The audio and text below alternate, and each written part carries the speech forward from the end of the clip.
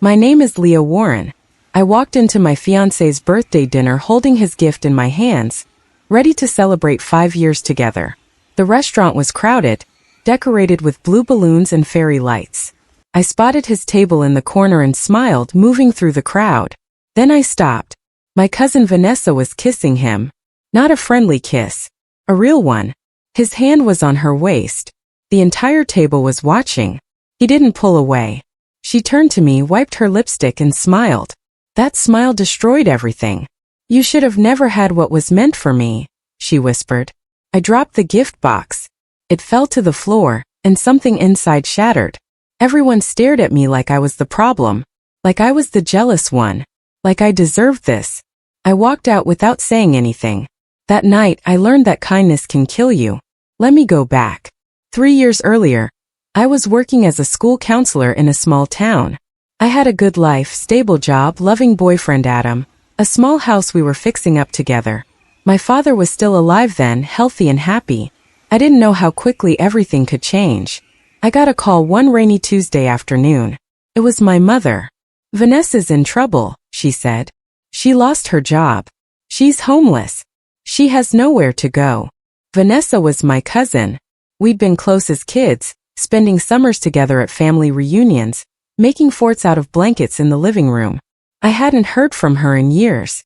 But something in my mother's voice made me listen. "Can she stay with you? Just for a little while?" my mother asked. I remember hesitating for only a moment. Then I said yes. That yes changed everything. I didn't know I was inviting poison into my home. Vanessa arrived on a Thursday evening with one suitcase and red-rimmed eyes. Rain dripped from her jacket as I helped her inside. She looked broken, thinner than I remembered, with dark circles under her eyes. "Thank you," she kept saying over and over. "Thank you so much. I don't know what I would have done." I gave her the guest room.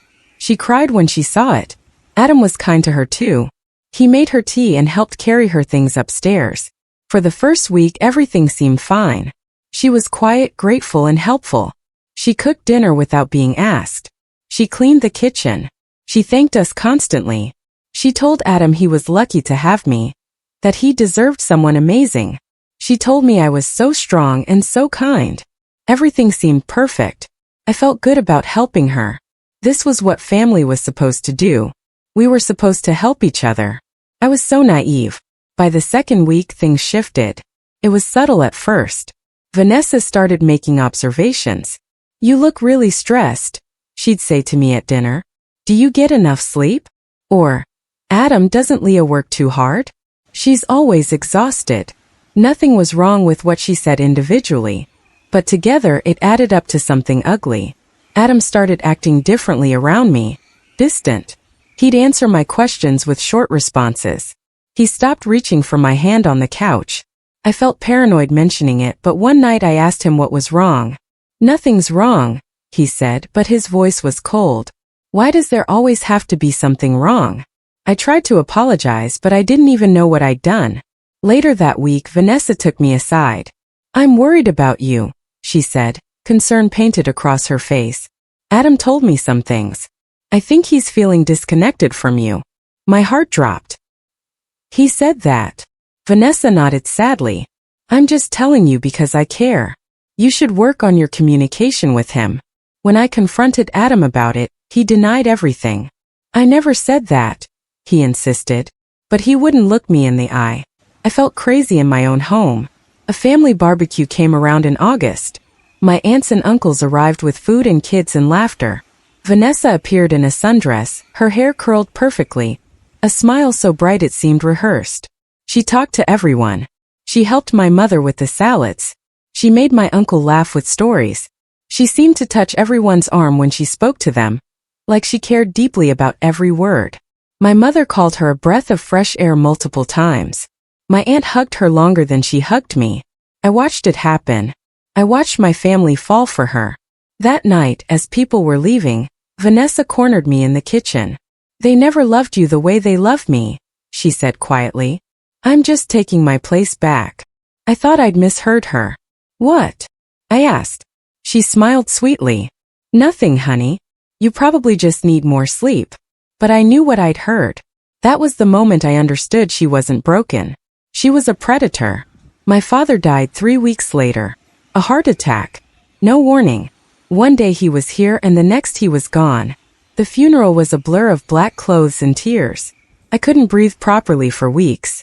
Everything felt unreal. A month after the funeral, the lawyer called me into his office for the reading of the will. My father had left me the family estate, a beautiful house with land, gardens he'd spent years perfecting. He left my mother the savings. He left money for my brother. But to me he left the house. His house, where my entire childhood lived. I was shocked, honored, and then I cried. After the reading, we gathered at my parents' place. Vanessa hugged me tightly. "I'm so happy for you," she whispered. "You deserve this." I felt grateful for her comfort. That night, I overheard her talking to my uncle in the hallway. "She probably manipulated him," Vanessa was saying. "You know how Leah is. She was always his favorite. She must have pressured him before he died." My stomach dropped. Within weeks, everything fell apart. My aunt called, her voice icy. "We need to talk about your father's will," she said. My uncle sent an email saying he had concerns. Then came the anonymous letters to the lawyer. Leah Warren coerced her father into changing his will, one letter said. She pressured him before his death. The lawyer showed them to me with an apology in his eyes. He said they were probably just grieving family members, but he had to document them. I knew who had sent them. There was only one person who had access to all the documents who knew the exact details. Vanessa. I went to confront her, but she was gone. Her bedroom was empty. No note. No explanation. Just gone. I called my mother in a panic. "Where is she?" I demanded.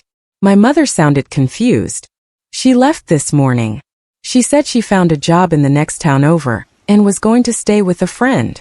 I didn't believe her. Adam left 2 weeks after that. He said he couldn't handle the family drama. He said I was too caught up in everything. He moved out on a Friday.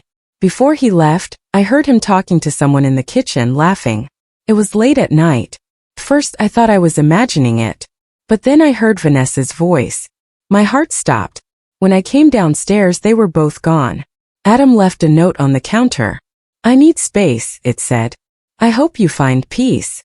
I checked my phone. He'd called Vanessa's number 3 times that day. I never saw them again. Not together. But I knew. Deep down I knew. The woman I'd saved had stolen my boyfriend. She'd torn apart my family. She'd poisoned everything I loved. And now she is gone. The worst part? Everyone blamed me. The aftermath was devastating. My aunts and uncles stopped calling. My mother was cold when I spoke to her. My uncle asked me directly if I'd forged the will. The lawyer froze the estate, pending an investigation. For months, nothing was resolved. I had to sell my car to pay legal fees. I couldn't eat without feeling sick. I started therapy because I genuinely thought I was going crazy. My therapist helped me understand that I wasn't crazy, I was being gaslit. She helped me see that Vanessa had planned this from the beginning. Everything was calculated. The crying on my doorstep, the kindness to Adam, the family charm. All of it was a performance. The realization that I'd been played so completely broke something inside me. But it also started to heal me. Because once I understood what had happened, I could stop blaming myself. A year passed. I didn't hear from Vanessa. She disappeared completely. No social media. No posts from friends. Nothing. Sometimes I dream about confronting her. About telling her exactly how much damage she'd caused. But mostly I was just tired. I took the school counselor job in a different town. I got my own apartment. I went to therapy every week. Slowly, very slowly, I started to rebuild. I made new friends. I laughed again. I didn't check my phone, constantly hoping for messages. I learned to be alone without feeling lonely. The pain didn't go away, but it became manageable. It became something I could carry instead of something that carried me. Years passed. I was 32 years old when I saw her on television. I was eating breakfast watching the morning news when the segment came on. "Local woman marries tech executive," the headline said. The camera panned to a woman in a white dress, smiling, holding hands with a man in an expensive suit. And there she was. Vanessa. But she wasn't Vanessa anymore. Veronica Hale, the reporter said. An accomplished businesswoman who's built an impressive career from the ground up.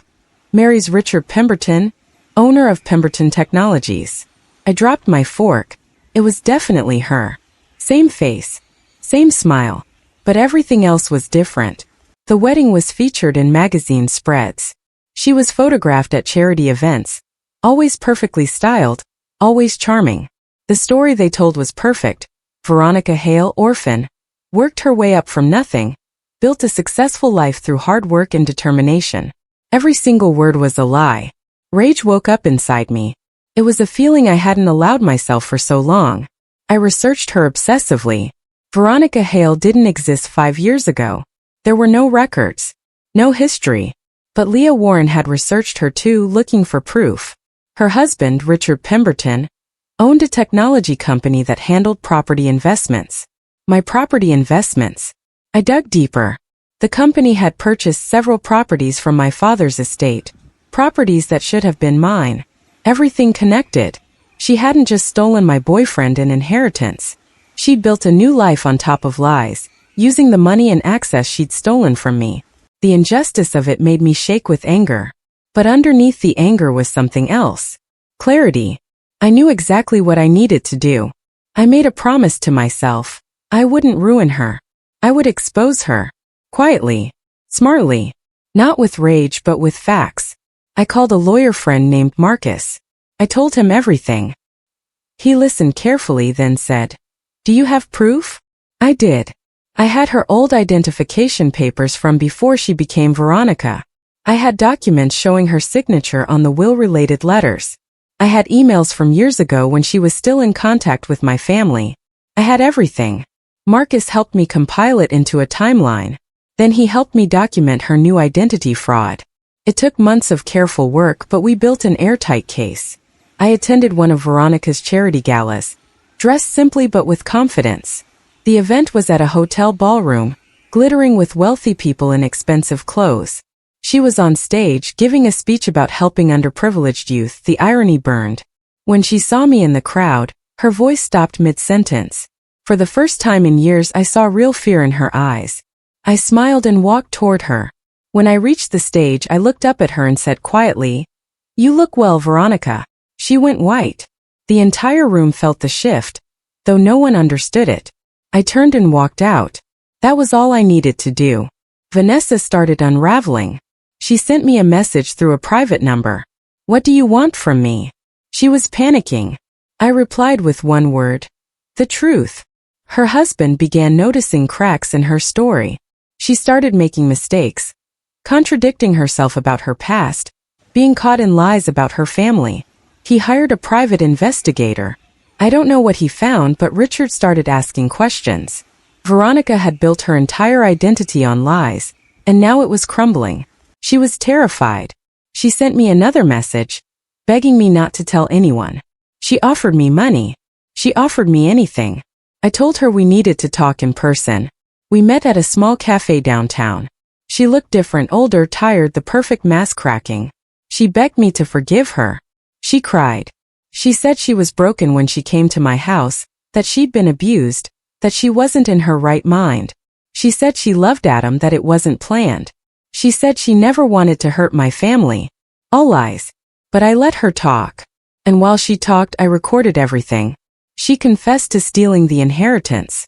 She admitted to manipulating Adam. She described how she'd falsified documents and created a fake identity. Everything. I got it all on tape. She didn't know until I told her. "This is for the truth," I said. "This is for my family." The recording found its way online. I didn't post it directly. I sent it to a journalist who'd covered financial fraud cases. She recognized the story immediately. The headline appeared within days. Socialite Veronica Hale, exposed for fraud and identity theft. The recording played on news channels. Her confession was everywhere. "She took my father's inheritance," my voice said on every broadcast. "She destroyed my family. She created a completely fake identity." Richard Pemberton filed for annulment within 48 hours. His company distanced itself from her. Her charity board asked for her resignation. Everything she built crumbled like sand. My phone exploded with messages. The same relatives who'd accused me, who'd cut me off, who'd believed her over me, they all called. My uncle left a voicemail.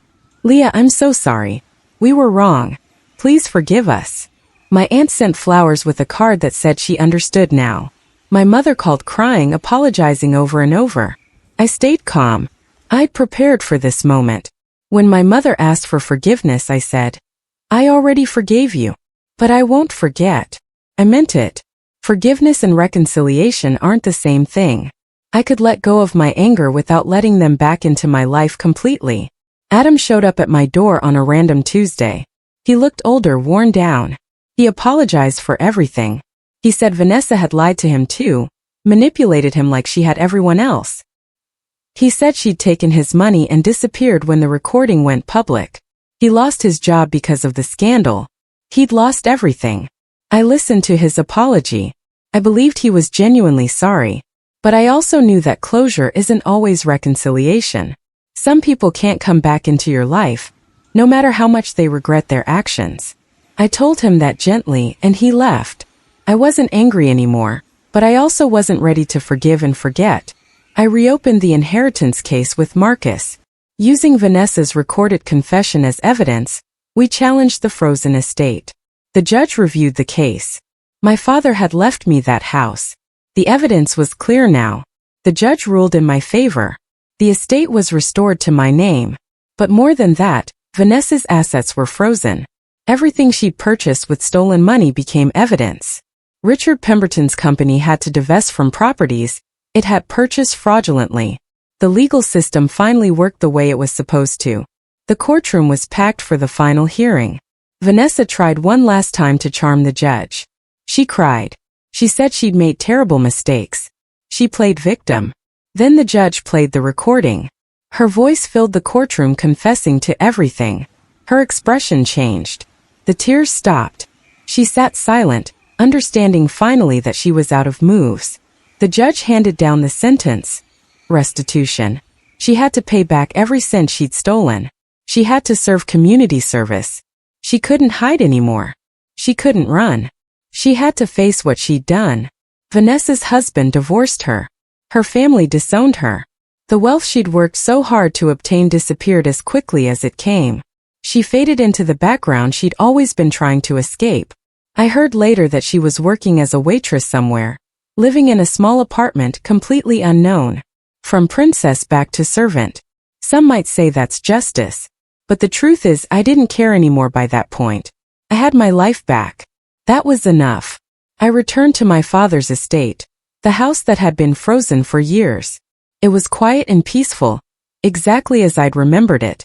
I walked through the rooms and felt my father's presence in every corner. The garden he'd spent decades planting was overgrown, wild. I spent the entire first weekend digging in the soil, planting new flowers and trimming back the vines. As I worked my hands in the dirt, I realized something important. I hadn't wanted revenge. I wanted peace. And finally I had it.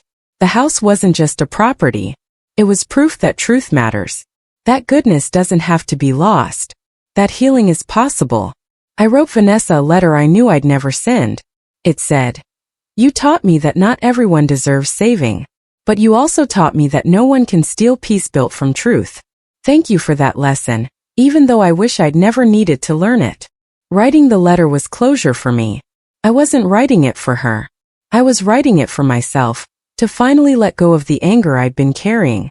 I burned the letter in my fireplace, watching the words disappear into smoke. Part of me disappeared with it too. The part that was broken. The part that was scary. The part that blamed herself. Months later, I saw Vanessa working as a waitress in a small cafe downtown. She was older looking, dressed in a simple uniform, completely unrecognizable to anyone who didn't know what to look for. She was serving coffee to tourists, making minimum wage, living a life of complete ordinariness. When she saw me, she immediately looked away and disappeared into the kitchen. I left her a generous tip and a note that said, "I forgive you, but I will never forget you." She took my family, my love, my inheritance, and years of my life. But I took back something more valuable. I took back my peace. And that's something she can never fake.